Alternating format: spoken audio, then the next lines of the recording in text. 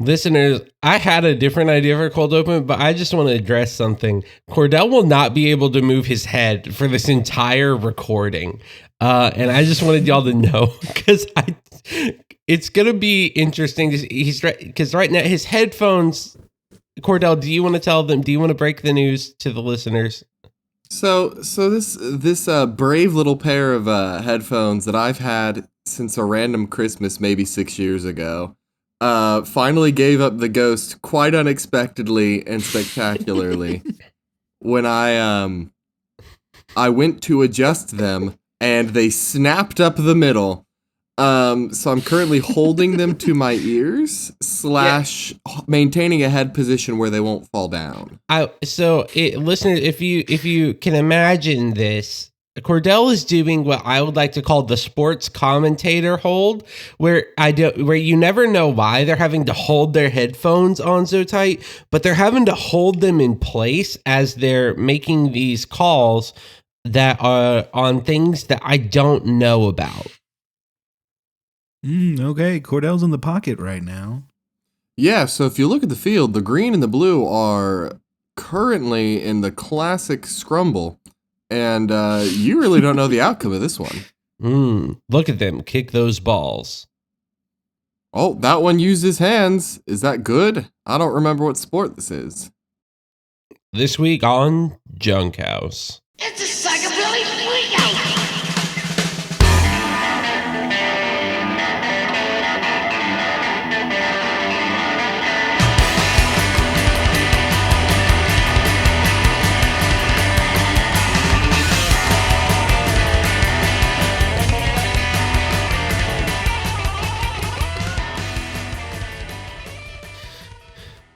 Caleb, what was your cold open? So my cold open originally was I was going to introduce a thing that I think would lead into us making a mascot. But I also thought it'd be funny because it's another problem that has happened in the past week that's a funny problem. And I'll just say it now because I also think it leads into the mascot because I think we can make this problem into a mascot. So I have a t-shirt that says, of course I'm right, I'm Greg. Now, this shirt was bought for me by my parents on Christmas because they Googled Christmas gifts for Caleb to get some ideas and it popped up and then they bought it. And it's one of the funniest things I own. I love it so much. The problem is I've worn it frequently enough to go to the grocery store for some quick runs that one of the cashiers that I go to frequently last week, last Thursday, I walked in and they said, "That's Greg." And I didn't know what to do. So I just said, "You got it." And so now there's a non-zero amount of people at the grocery store I frequent that think my name is Greg. And that I would be bold enough to wear a t-shirt that says, "Of course I'm right, I'm Greg." Well, you're in a classic like acquaintance conundrum now. Because if you continue to go to this grocery store, you will continue to develop a relationship in small ways with this person who thinks your name is Greg and is excited to see a regular, right? And is doing good customer service and being relational. Right. The longer you there is a non-zero chance you almost kind of become small friends. And if you wait till then to say, "Actually, my name is Caleb," it's over. It's over. I just wear a shirt that says I'm Greg for fun. Like you gotta rip off that Band-Aid early. Or hear me out, because I've had a similar thing happen to me in my life before. And what I did then was I moved. And I never saw that person again. So they still have a different person in their head that just looks like me. What person? It was another grocery store cashier. That I just would run there and I would run there to grab some stuff to like make dinner. And at one point they like looked at what I was getting and I said, you must be feeding your family pretty good. But it was just for me. So I said, and I was just like, I was honestly a little high when this happened. Yeah. So let's keep that in mind. My response was not, there's no family. It was, yeah, I got to keep the little ones fed. And I'm the little ones. I'm the little one. The It's person me. buying this It's food. me. The person buying this food is me. The little ones So- are my last few serotonin cells, like hanging on. Yeah. So then, Gotta feed the little ones. but like it was at the store's closed now, but it was at the Kroger in Cersei. Oh, the Yeah. world's saddest Kroger. The world's saddest Kroger. And Yeah. so, but like nobody went there. So like I was one of the few people who went there. So they remembered me next time and asked, how are the little ones? And I said, doing pretty good. And this happened like 12 times before I just like had fully built this life that was not real for these Kroger employees. My favorite thing about this as a grocery store employee currently is that there is that dude with the Greg probably had a full thought. Like, so he sees you constantly. Yeah. And so you remembers your face, right? So Yeah. there's a thought at one point where he sees the shirt and he sees you and then you leave and he's like, is that dude's name Greg? Okay, he has to be wearing a shirt, right? Like, I mean, the shirt says he's Greg. He's not going to wear a shirt if his name. Okay, yeah. If he's not Greg, I'll he's just not say wearing it. a Greg shirt. Yeah. Yeah. Next time I see him, I won't confirm, but I'll just be like, "Yo, what's up, Greg?" And we'll see how he reacts. Like he probably had these 2 second thoughts of just like, Right. what? Yeah. So like now I'm kind of stuck because now to one former grocery store employee in Searcy, Arkansas, I'm a man that has a wife and a few kids. And to one in the Tuscaloosa area, I'm Greg. And like that means now in two different places, I have two different fake identities, but neither of them are like, I'm trying to like run away from my family. It's just people that under social pressure, I said something because I didn't know what else to say. Caleb, I need you to know something. It is a statistical guarantee that very soon these people will both work at the same grocery store. No way. It is a statistical guarantee that one of those grocery store employees is moving to the other store. God damn I'd put money on that. I'd put So- real life money on that. What are you saying that Greg has a wife and kids? Yeah. Yes, I was Greg gonna bring that has up. to have a wife and kids. God. So this is my question is, can we, because I have two options, right? Either A, Right, I can okay. say, hey, I'm not Greg, or B, I can commit to the bit. Mm-hmm. I think you commit to the bit just for the small amount of joy it brings you to think about this random motherfucker thinking your name is Greg. Thinks I'm Greg. And like, this is a shirt that several people we have no have way to prove commented it's on. not Greg. This is a shirt that several people have commented on. This is just the first person that said that's Greg, and like Old So, Greg. Just old build- Greg, Greg's here. He's here to buy kale again for some reason. Like Old Greg loves kale. old Greg loves kale. There's one thing you got to know about Greg, guys. All right, come here. Let me tell you, former or other employees of this, you're going to see this guy walk in. Okay, he is tall in a way that's slightly unsettling. He is also built big. Okay, like you're going to think he used to play football, but if you ask him about football, he's not going to know a damn thing about football. And let me tell you something. This man freaking loves kale. I don't know how many times he's had to buy it. Yeah, he must be just eating fistfuls of kale every night or something. He's just fisting kale That's every how we grow night. big. Just fisting kale. And like it's just wild. I don't understand. Maybe he's a kale freak. I So like this that is- expression.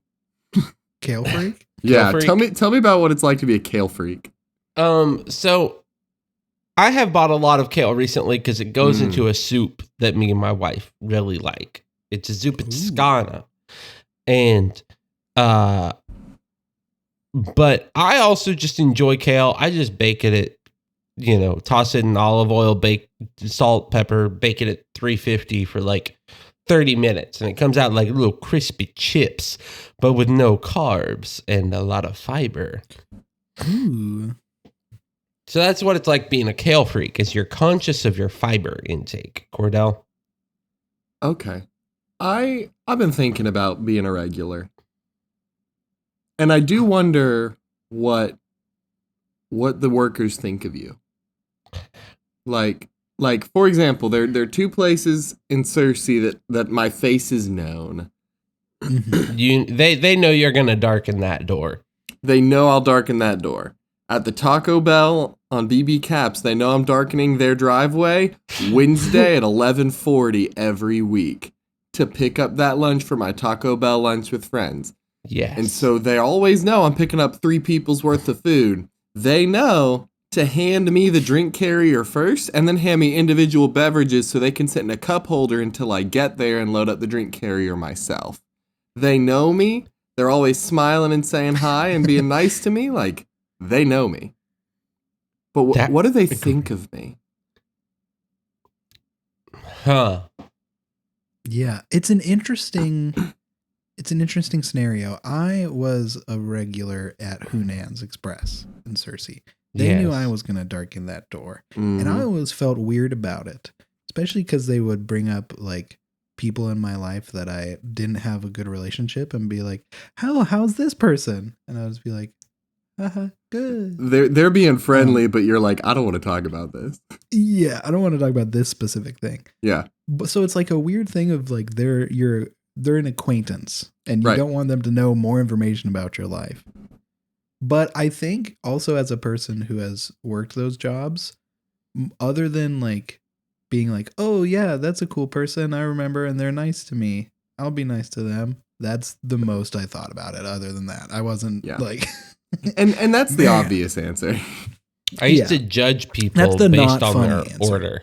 I used to judge people based on their order. So that's kind of what I was getting at, more on the funny route, because like for the other side of it is at Mr. Postman Espresso, I'm a consistent customer. I'm in there. I get the same beverage every time. I go in there like a couple times a week on my days off to like sit and read and to like do homework and whatnot. So they actually like I have conversations with the people that work there. Like I'm a lot more like a person. What's your order? I'll judge you on it. Oh, medium iced flannel. Although recently they changed their sizing on the flannels.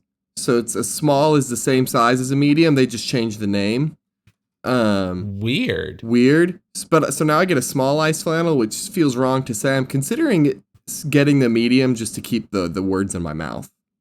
They think What you're is a a kale flannel? freak. I'm a kale freak. They think you're a kale freak.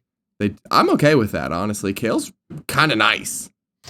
A flannel? What? I don't remember what a flannel is. What's the flavors what in is a there? flannel? Okay. I So like a flannel. I don't remember the flavors though.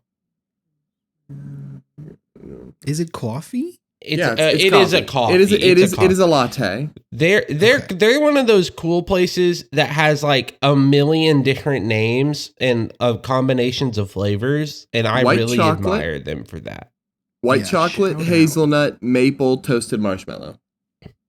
Sounds like a Sounds pretty flannel to freaking good me. Right? And it's good, and it's my normal order. It's just what I be drinking. And I think they think you're a kale freak. they probably do, but I mean, I come in there and I sit quietly and I read my book, and sometimes I'll make small talk. And I've done that for years.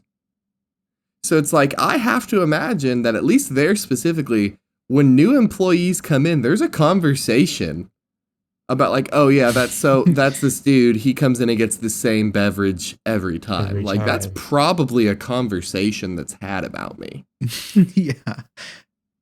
Which is not a bad conversation. No, that's interesting. It's not like I'm coming in there. I'm never rude. I'm always polite. Some people I have more like small talk than others with. They've recently hired a bunch of new employees, so I feel more like a stranger there, which is interesting. Yeah. Like, that's Cordell. It's like Give him flannel.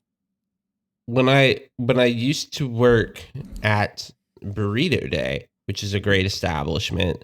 Well, love that establishment. I loved their breakfast, and I worked their breakfast time, and there was a man that came in every Tuesday, Thursday, Saturday. As soon as we opened at 8, he went to Midnight Oil before and came in with a large coffee from Midnight Oil and got the same bowl every single day.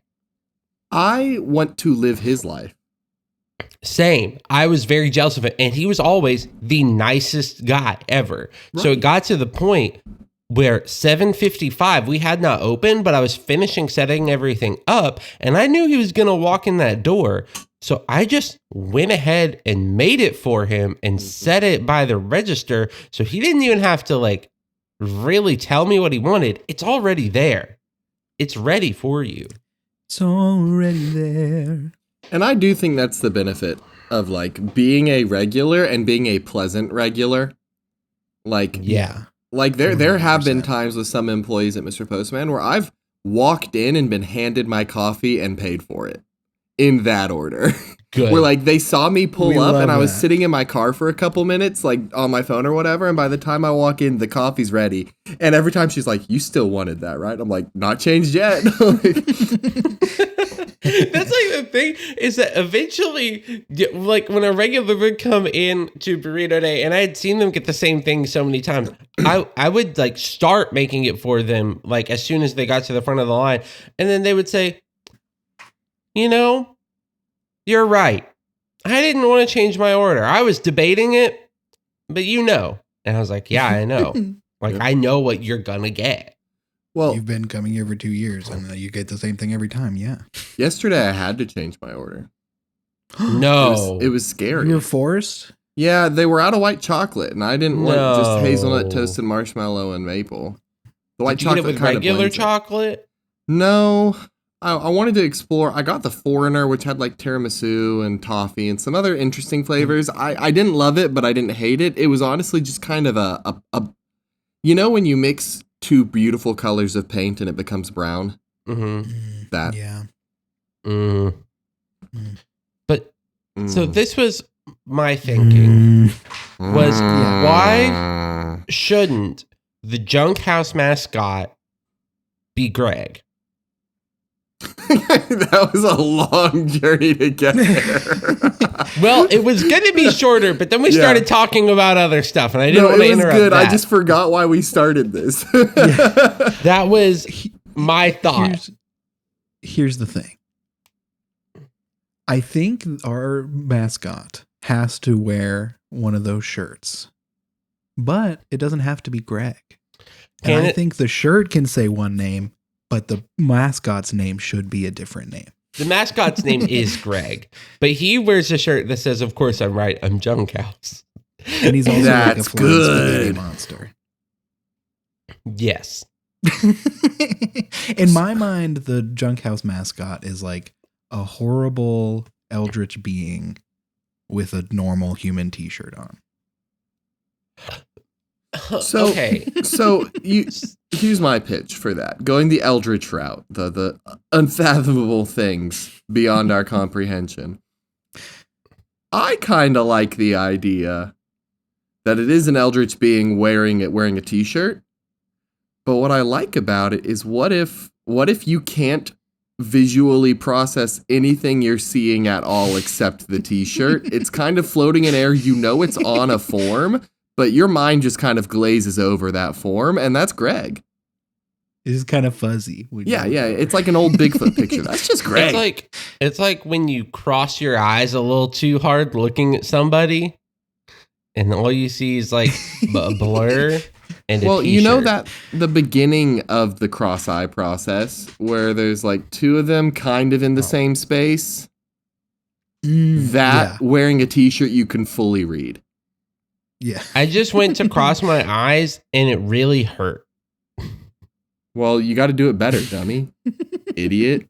I think it's because, last week I was supposed to get shots in my eyes, but I woke up and decided I didn't want to do that. So I did it yesterday instead. And I think I'm still feeling some of the soreness. That's fair. But so like that, it's an unknowable being, but easy. But How do we draw it? Oh, you want us to draw this like It very? is supposed to be a brand mascot. That's Oh, a good point. Then if that's the case, if it's a brand mascot, we're in for a tough time. then if drawing that's the that. case, hear me out. Hear me out. It's the most normal looking guy you've ever seen.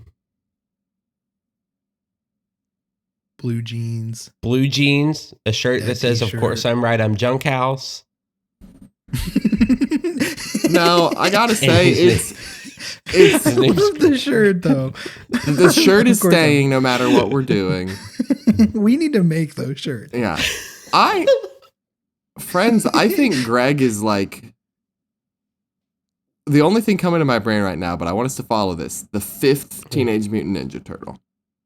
Hold Ooh. on. Okay. You give me Not some the more girl information. one, not the girl Teenage Mutant Ninja Give Turtle. me some like more. a Tell different me some kid. facts about Greg, okay? Just tell me about Greg and give me a second. okay? Kind.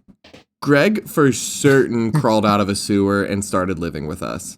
I think Ooh. we call him a turtle, but I don't think that's the most accurate description of what he is. But it's the best we've got.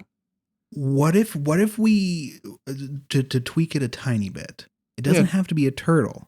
What if we take that essence of the Teenage Mutant Ninja Turtles that you are bringing, the ooze, Yeah. and we can give the ooze to something else? It could be a turtle if that is the route that you would like to go down. Well, I don't think it is. But we have so many options, you know? What animal is the junk house oozified? When we slime an animal to create our mascot, what animal did we slime? And also just what would be the funniest mutant animal to wear a shirt that says, "Of course I'm right, I'm Junk House." I'll try and design that in Illustrator later today. the shirt at least. Hear me out. Okay. Tardigrade. Yeah, water bear. Our I boy. had when we were talking about Eldritch, I had images of Bubble Buddy. So a tardigrade is kind of just a real life Bubble Buddy from SpongeBob. with more Slimified arms. tardigrade. Because if the Teenage Mutant Ninja Turtles went from small turtle size to 6 feet tall, a tardigrade would end up, with my fake math I'm doing right now, about 3 feet tall, and that's a good mascot height. That's And a good. that's cute. That's It's an a- adorable Scott. It's a great junk house mascot. Great. Call it a Scott. I like that slang. Scott. It's a Yeah, good Scott. It's a good Scott. And the shirt is oversized. Oh, of course it's oversized. So it's just a head popping out. and it's like- got 6 sleeves for his 6 little arms. Yeah. Yeah, and that's Greg Is it the like- tardigrade. Yeah, is it like gelatinous kind of looking? So does it It's look like kind of at 3 it's semi gelatinous. Yeah, It's so kinda still like- a it's- slime, It's still kind of like If it's you- kind of a slime, if you poke him, but better. his skin will give a little bit. but But it's not in a bad way. I have no other way to explain it but that. it's kind of like okay, hold on. Here it is. You know when a stress ball is a little overstuffed, so you can't squeeze it quite as much as like a regular stress ball, but you Yes. still get a Yeah. little bit of give on it. That's Greg. And you're not scared it's gonna burst. You're not That's scared. It's not important. gonna burst. That thing's firm. It's solid. That is Greg. It's what I imagine Hugging Tardigrade. the Grimace feels like, but with It's less felt. Tardigreg. Tardigreg. Tardigreg, the junk house Scott. Tardigreg's our Scott. I Oh love my you, Greg. God. We've done it. We done did it. I'm feeling good about the world now. I think I can live another day. Yeah, he is cute, right? Like we're giving He him is cute cute. eyes and Oh, It's he's like- 100% adorable. He's not going to be Okay. ugly. Vaguely chibi-ish, you know? chibi doki. Okay, well we talked about something beautiful and amazing. Yeah. Tardigreg. Tardigreg is our Scott. Do we want to talk about something bad? if you're referring to what will be the most beloved film ever made, I don't want to hear about it. Okay, well, I am, so. If you're referring to what has been called in, let me look up some reviews. Has been called confusing at best. Yeah. What's been said about this film? Are we sure this guy made The Godfather? Can I circle back and make a little bit of a joke, because confusing at best is the title of Caleb's memoir. Yeah. Oh, yeah. Oh, 100%. 1000%. There's a lot of rambling in that. Yeah. Bewildered is a strong word. Okay, I got a little. This is a one-question quiz. Of course, we're talking about Megalopolis, the Francis Ford Coppola film. Do y'all know anything about this? How much do y'all know about? I don't this know movie? anything. Oh, okay. I know ahead. it's his this is my magnum opus. This is the best thing I'll ever do kind of thing. Yeah. So, Caleb, before I go into it, what do you know? I know that it's got some of the most buck wild character names ever. Like Francis Ford Coppola went to the George Lucas School of Naming Things for a semester and then dropped out. I know that Aubrey Plaza is in it, and I know that it has been in the making since like 1990 something, to the point where apparently there is some film of the Twin Towers falling at some point in the movie, and people were like, I can't believe they would use that news footage. And it was like, no, he actually just filmed that. Like, that was filmed because the movie was still in the production while the Twin Towers were being hit. There's no way. So I didn't notice that part. If that is in the actual movie. Hold on, Megalopolis. It's also the kind of movie you could make up any fact about because of the like dreamlike quality of what you're witnessing. 100%.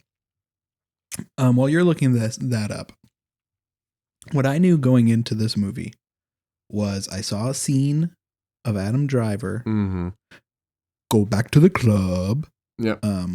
And I heard that no studio was gonna like helped Francis with this. It was Francis Ford Coppola's pet project, his dream project that he funded himself. Yep. It has also, I guess, one more thing. I also knew that the cast was stacked. So we got Adam Driver, we got Giancarlo Esposito, we got Natalie Emmanuel, we got Aubrey Plaza, we got Shia LaBeouf, we got John Voight, we got Lawrence Fishburne, we got Jason Schwartzman. Like the list goes on and on. This man was just making the movie. The movie. Okay, here's my little one question quiz. Okay. Adam Driver's character is named Caesar Catalina, and he has one surprising superpower. What superpower is that? I have multiple choice, but if y'all just want to guess, you can. I need to guess. I feel like, we got to get one guess in before we do multiple choice. Is he Mr. Fantastic? No. Sadly. I wish. That would have made the movie so much better. Does he have the power to, like, hold his hands in little circles and look through them like a telescope? That would also be amazing. But no, he uses real telescopes for that. Dang it! Ugh!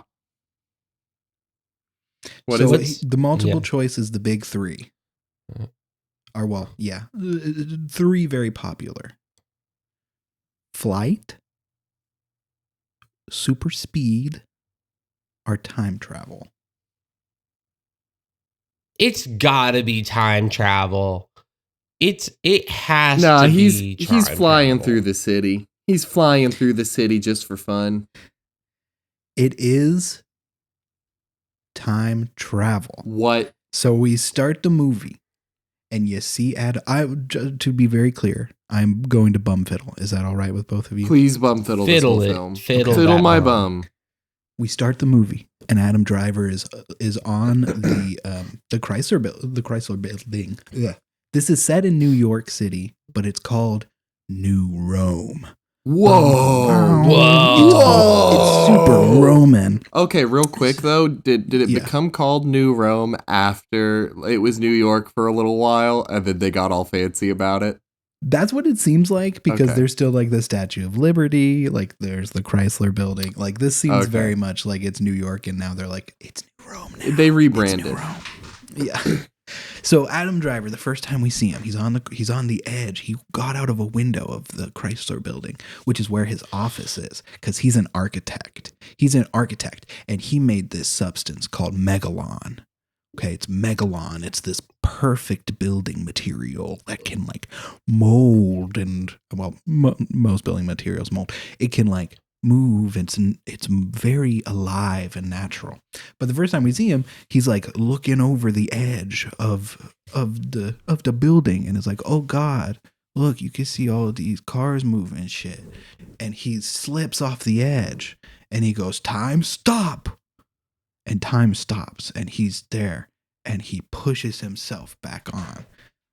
And you're like, okay, cool. So he can stop time, kinda. And then it just goes from there, and you're just like, oh, okay, what's going on? It's a very confusing movie. Giancarlo is Mayor Cicero, and Mayor Cicero hates Caesar, hates Catalina with a passion. Good. He hates him so much that Caesar has been rumored that he killed his wife, and nobody can find the body. Oh, whoa. Mayor Cicero was the persecuting attorney. Yes. And lied and fucked over Caesar and got him in trouble. But he lied, and he knows that Cicero didn't kill, or Catalina didn't kill his wife. It's insane. So Cicero has a daughter. Caesar is blowing up a building to make room for one of these new megalon buildings he's trying to create. He's trying to make stops the time. city a megalopolis. Yeah. Yo, that's the name, Caleb. Yeah. How'd you do that? I'm so You know. proud of you. I'm pretty smart. They never explain what a megalopolis is. It's pretty obvious, Samantha. You should rewatch the movie so you can I really know. understand. I know. If you meet it where it's at, it's a good movie. If you paid any kind of attention to the art of the film and not just trying to like joke on it for your friends, maybe you would have gotten something out of this, Samantha. Yeah, to be fair, I do need to read one of my friend's reviews. Okay. On Letterboxd, I gave it a 5-star review. And my friend Wes, who is a movie lover, gave it 4.5 stars. And said, if you can meet it on its level, you'll find a beautiful, sincere film filled with massive ideas and performances to match. If you can't meet it there, then I'm sure it's a silly slog. It was the former for me, and I had a great time. If you can meet it on its level is film buff speak for I know it's bad, but I did like it. Yeah, I love this movie, but it's like, it's The Room. It's Right. It's bad. It's a bad movie, but And I love it. We should be more okay with liking bad movies. 100%. It's okay. It's okay. I like to some bad movies. Okay, I what love bad movies. catastrophic event happens in this film? I kind of like making this a quiz. Yeah. A little bit of a quiz. I'm kind of Okay. making it on the spot, so the questions are not going to be that clear. But Well, we know what it's not catastrophic 9/11. event? We know it's It's not not 9/11. 9/11. There is a man-made object that is involved. Did they bomb No, a city? no, it's not. Okay. It's to make not it a an little bit Oppenheimer easier 2. It's not Oppenheimer 2. It's not a weapon, but it is an object that creates a catastrophic event. That is probably not helpful at all.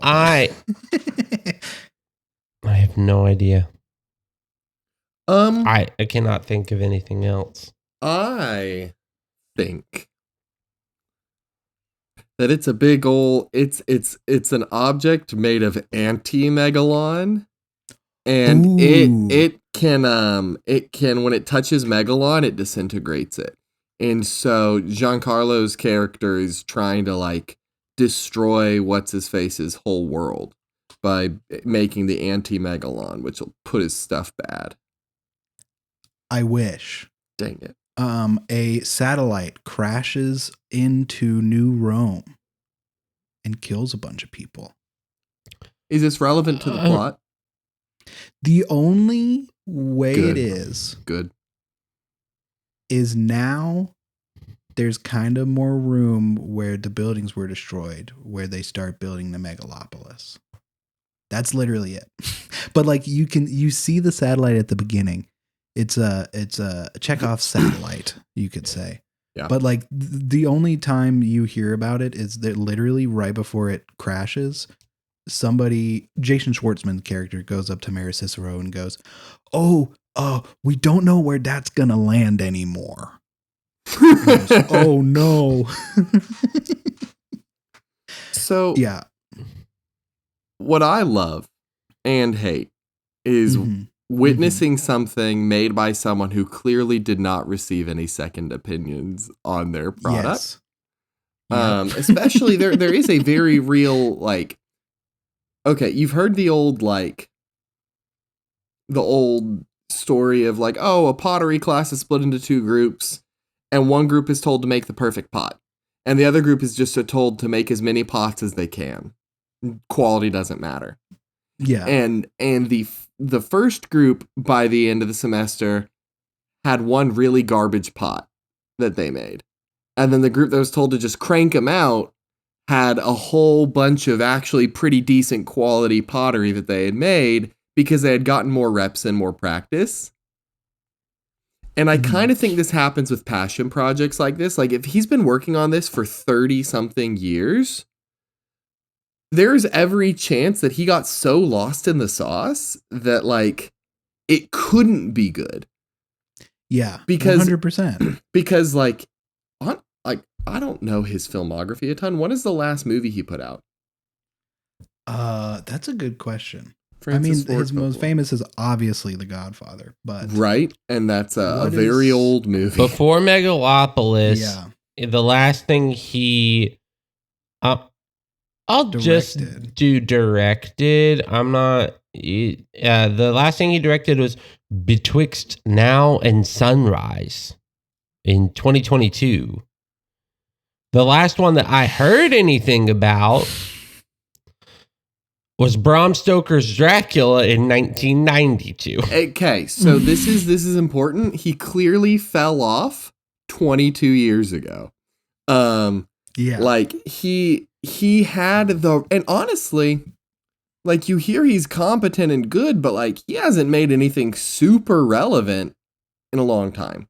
And most of that time he's been cooking up Megalopolis in the past like 30 years, cooking this up in his brain, not producing like super quality products, just like thinking about Megalopolis with no one's input is my assumption here. Yeah. And then he doesn't have studio oversight to be like, hey, this isn't palatable. So he just makes and produces his thing, and every actor in the world wants to work with this director. So no one's going to say no to coming and doing it. And I'm sure they had a blast doing it. But like, how could it be good? Yeah. So- 100%. I have done some research into the Twin Towers thing, and it is apparently originally in the scene with the satellite crashing, it was supposed to crash into the Twin Towers. Oh my God. Do you Francis. think And then he scrapped the movie after that, but not completely. He kept trying to make it until 2007 when he gave it up, and then he went back to it in 2019. Okay, so not 30 years cooking consecutively, but like imagine he's scripting Satellite hits Twin Towers and it's a big tragedy on like September 10th of 2001. He's writing that and he's like, "Oh, I feel good about this one." And then the next day he's like, Oh no. "I'm gonna take a little break." Turn on the news. Turn on the news. Turn on the news. They hit the Pentagon. They knew my idea. Should I tell you some of the other characters' names? I know one Okay. that I think is the most George Lucas thing I've ever heard, which is Aubrey Plaza plays WoW Platinum. she's a reporter. So I was watching WoW with Platinum. Fielding last night, and one of the first times you see Aubrey Plaza is she's doing a little interview and or she's reporting, and there's like before it cuts to a scene of Adam Driver doing the to be or not to be speech, like doing that whole scene. As you do. Is he an actor? No. So the character is an architect, is an inventor and an architect that created. Right. Like But he's doing Shakespeare though. Yeah. Cool. Well, Carry Cordell, on. Carry on. Tell us about Aubrey Plaza's introduction. She started singing. And so Fielding looked over and said, "No fucking way." Because Fielding hates musicals. So we were, and it ended very abruptly after into the Adam Driver scene. But Do you know what? it could have been a musical. Do you know what two films come to mind when I think about this? What? So one of them comes to mind for lack of second opinions and oversight, and one comes to mind for a passion project gone right. Okay. The passion project gone right is Baby Driver. That I think about. Like he had the soundtrack for that movie and the script being planned for a decade. But he was also making other movies the whole time and making good and like keeping his skills honed and going and growing. So when it came time to make his passion project, it was like same quality, even more. Yeah. And I'm just thinking about that. And then I'm thinking about a movie with a clear lack of oversight, and it's Thor: Love and Thunder. I still have not seen that. It's not worth watching. Honestly, legitimately, I think you will waste your time watching the movie. But it is clear that Taika Waititi did well with Ragnarok. And they're like, "Oh, he's good funny. He made Jojo Rabbit. He cannot do wrong." And then no one stopped him from doing any idea he had. And it just kind of like made all the characters idiots. And it made all the characters like every emotional moment that started to show up in the movie was immediately thrown away for a really dumb laugh. Like it just completely trashed what could have been a decent movie and made me like not care about multiple important characters because he just was doing his silly little thing and no one was telling him no. And it's hot garbage. And he's a very good director. So if like a competent, talented artist can fall prey to getting lost in the sauce in their prime, so can this old man. Yeah. So too. Yeah. So we'll jump ahead to some of my favorite parts that are close to the end, right? So Aubrey Plaza, her character is in love with Caesar. At the beginning, she's his mistress. Mistress. She's like, "Hey, I love you. We should get married." And he goes, "Never marry for love." So remember, this is at the beginning of the movie. At the end of the movie, Caesar has been is married or is getting married and is going to have a baby with Mayor Cicero, the guy who hates him's daughter, Julia Cicero, who she's the one from that famous scene of you think your brief stint in medical school and you think your brief stint in medical school entitles you to plow the Emersonian riches of my mind, or what? Let me say it correctly. I'm sorry. That's how. Yeah, I've seen this scene where it's like before Sammy says it the right way, where it's the actual words. From my understanding, it's basically Adam Driver walks in on this girl and just says, "You think you went to medical school for a month and now you're worthy of me? Slut, go back to the club." And that's the scene. Caesar's like, "You want to help me?" Because she wants to help him. She's like, I want to come work for you. So this is the actual quote. "And you think 1 year of medical school entitles you to plow through the riches of my Emersonian mind? Entitles me? Yes. Entitles me? Yes. Entitles me? Yes." Like, that's all the action. So go back to the club. That's all in that one scene? Mm-hmm. We also haven't even talked about how Shia LaBeouf's character is, drum roll, Donald Trump. Ah. Yeah. Ah. So by the end of the movie, Aubrey Plaza's character has married Adam Driver and Shia LaBeouf's character's uncle, like grandfather, because he's a rich banker, right? And so Shia LaBeouf's character is with Aubrey Plaza and calls her auntie, and there's like a weird sex scene where she's like explaining how she's going to get him to take over the bank, and she makes him keep calling her auntie while he's like eating her out and stuff. Cool. After that, John Voight's character is the banker, and he like fakes a seizure to pretend like he's not there mentally anymore, so that like Shia LaBeouf and Aubrey Plaza's characters can like take over the bank, and then he can get revenge on them. The last scene you see with Wow Platinum is her walking in, her and I haven't even said Shia LaBeouf's character's name, Claudio Pulcher. Oh, good. Good. So Claudio and Wow walk into the bedroom of Hamilton Crassus III, which is John Voight's character.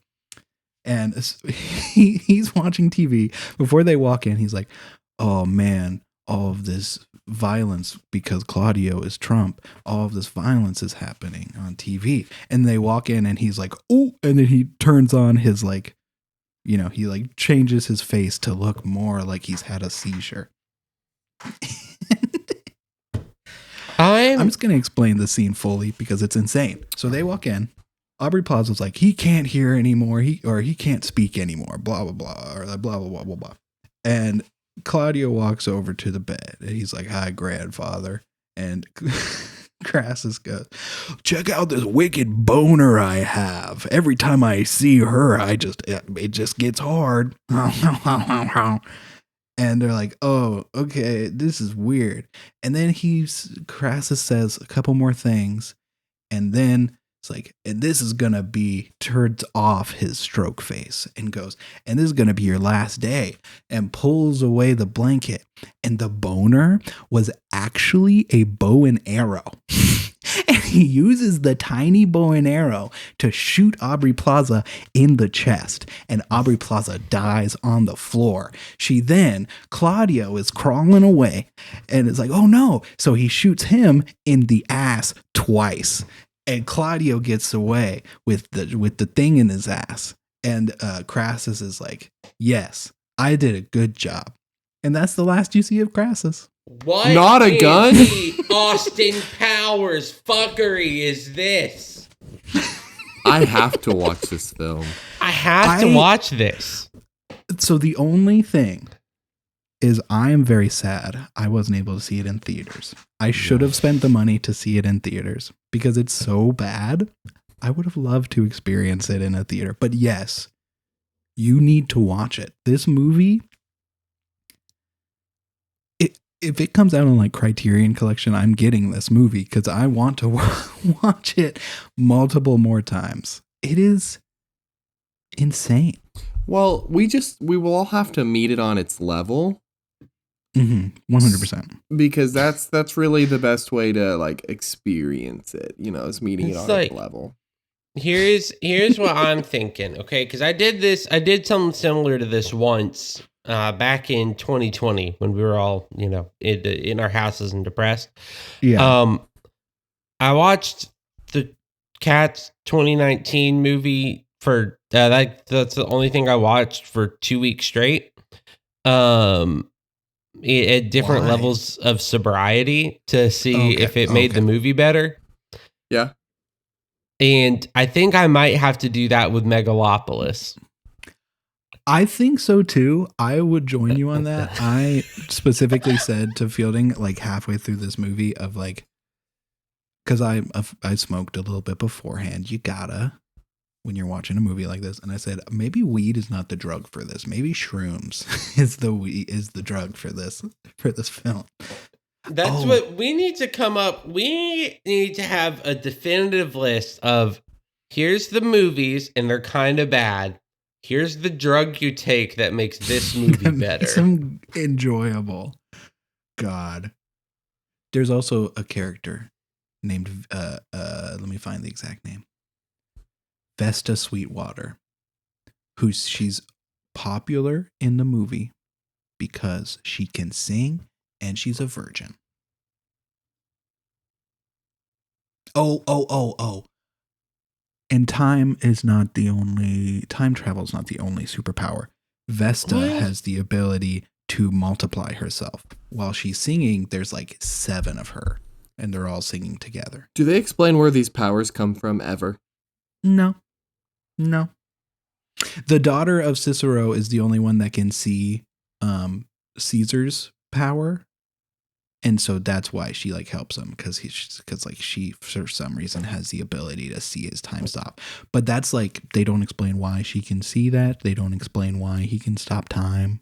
At the very end of the movie, the baby that they have stops time.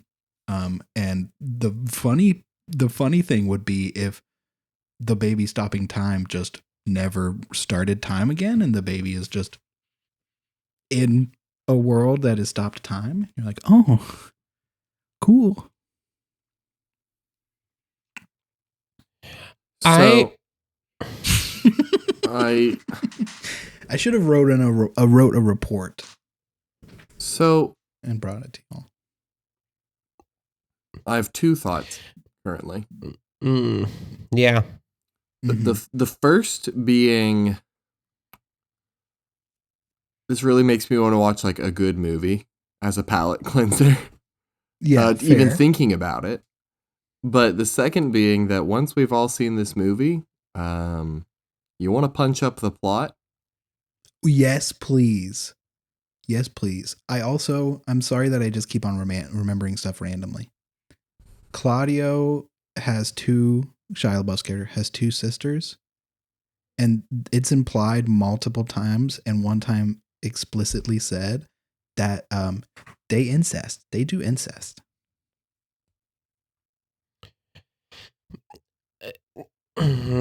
So like we really need to punch up this movie to make it not like weird. Yeah. But I need y'all to watch it, please. I'm not going to pay to see this movie, and I'm telling you that right now. I didn't. Okay. I didn't.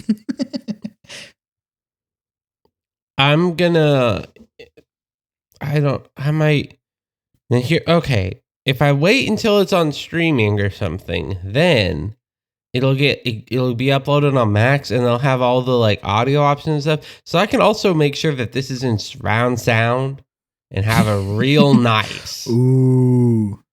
And maybe that's what you were missing. And also, maybe can you hire someone to come in and do I'm thinking I might hire my because I have a small, it's not a huge screen. So I might hire my nephew to stand there because he's small. He's 6. Yeah. So like he can stand there during that one scene where you're supposed to have somebody standing there.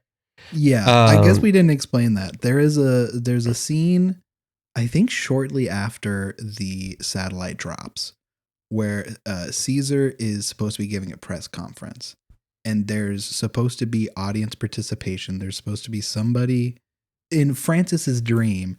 There's somebody like a theater worker that walks in and is supposed to read like a script, like a question for Caesar, and then Caesar answers him. So but he only answers that question. So in the movie, is there just dead air until he speaks and answers the question? Apparently there's two versions, because there's the version I watched just had a random stand-in with a voiceover for the question, but that random stand-in was like a blurred outline of a person. So apparently there's that version, and then the version where there's supposed to be somebody in your theater. But what I'm gonna watch that version, but I'm gonna have my nephew stand there, so it's not a blurry outline. It's my nephew. This is the kind of movie people think of when they think of like modern art bad. This is the kind of stuff they talk about. 100%. Now, Caleb did start this whole thing saying, are we going to talk about in the future, the critically acclaimed that everybody actually loves? And we'll see. But I mean, okay, at the very least, it's the classic thing nowadays where it's not an ugly movie. It's the farthest from an ugly movie. It's a beautiful movie. It's visually beautiful. But yeah, just a little update, because I also talked about it last week. Dragon Age Veilguard, still an incredible game. Yeah, finally got to the point of the game where you're having to pick romance options and who you're gonna pick to kiss. So sex with. Yes. My game of the year so far has been Shadow Generations, so we'll talk about that when we get closer. Let's real quick. Let's talk about it now. Yeah, let's talk about what. So mine's kind of a toss up between two, but Veilguard right now, and then the other one that I think might get my game of the year just because the most hours I've played and it's addicting is Balatro. So one of those two would probably get it for me. Sorry, I'm looking up Shadow Generations. Yeah, so Shadow Generations is the new Sonic the Hedgehog game. It comes with Sonic Generations as well, but it's literally just Shadow, like all of the games Shadow has been in. Like it's Sonic Generations for Shadow. Which is just you replay the old games, but new graphics? Is that? Remakes, like specifically for Shadow the Hedgehog, like most of them are like full remakes. There was like my favorite, the first level of Sonic Adventure 2 Battle, which is my favorite game for Shadow, is Radical Highway. And there's a scene where he's like going down the rail. And one of the last levels of Shadow Generations is a full remake of that. So like I almost cried when I saw that exact scene. It's like, oh my God. Yeah. But yeah, there are new mechanics and stuff too. So okay. Like, do they have the Shadow game where he fights military people with guns? Yes, but you don't shoot the guns. Dang it. I know. That's okay. But we can talk. This will be another. This has to be another thing, because did y'all know that Shadow's lore is insane? Yes. Yeah. So he is created from the genetics of a alien warlord who is basically the devil and uses magic. So me too. And that's where Chaos Control comes from. It's from an alien race. No, that's from Super Smash Brothers when his trophy comes out. My game of the year currently, I think, is Balatro, with just on a very real level, probably one of the best designed games I've played in a long, long time. Like the simplicity of it, and the fact that it can be, like any good roguelike, it can be added to incredibly easily. Like, I Binding of Isaac is the roguelike I love the most. But Balatro may be coming for it. Okay. And it's because it is, you can, like, you go as hard as you want to, you know? And if we're talking like, because you can play it while you're watching TV and just look down at the screen whenever you want to, or you can just sit there and play it. And I've done both, and I've done both for a long time. It's just real good. I'm nearing the end of the Plucky Squire, and it's a fun, cute game, but I've grown tired of the mechanics. Fair.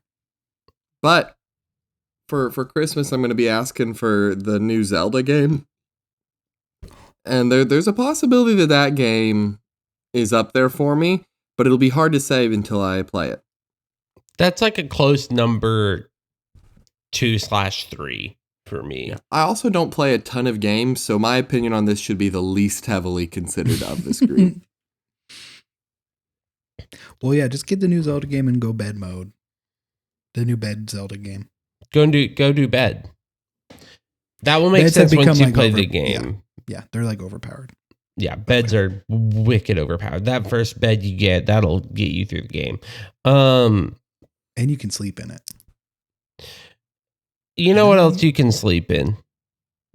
The sweet soundscapes. Yeah. The sweet. Actually, that's what you should do. You should, you listeners should, to boost its numbers, pull out your phone and click Psychobilly Freak Out by the Reverend Horton Heat off the album Smoke 'Em if you got them, and then click repeat one right before you go to, like, repeat it over and over right before you go to sleep. Turn that volume all the way down. Just keep bumping those numbers up. Do the Justin Bieber. Yep. And it's a good song. Thank you for it's our opening, and thank you theme song. Thank you. If you liked this episode, you can rate and review us on iTunes and Spotify. Spotify has like comments now too, if you want to drop stuff in there. Yeah, we also have a YouTube. If you want to chunk us, if you want to chunk us out at Junk House Podcast on YouTube. We also have TikTok and Twitter at Junk House Pod. Appreciate you. Merry Christmas. Tardigreg would want you to email us with his dying wishes. He told me to have He's them dead? in the future. I can also time travel. Okay. So in the future, long after all of humanity is gone, I went to visit Tardigreg in his final days and not let him be alone. And he did say, "Hey buddy, it's me, your pal Tardigreg. Would you be willing and able to have all the people email Junk House?" And I was like, "I can certainly ask them, Tardigreg. And I'd do that for you, buddy." So yeah, go ahead and email us at junkhousemmailbox@gmail.com. Tardigreg, it's what he wanted on his deathbed. Tardigreg will also answer any questions you ask. That's true. That's a science fact. And that's a tardigrade fact. And like we say every week, You think a year at medical school entitles you to plow the riches of my Emersonian podcast? entitles me? Yes. Entitles me? Yes. So go back to the club. Yes. It's a psychobilly freak out.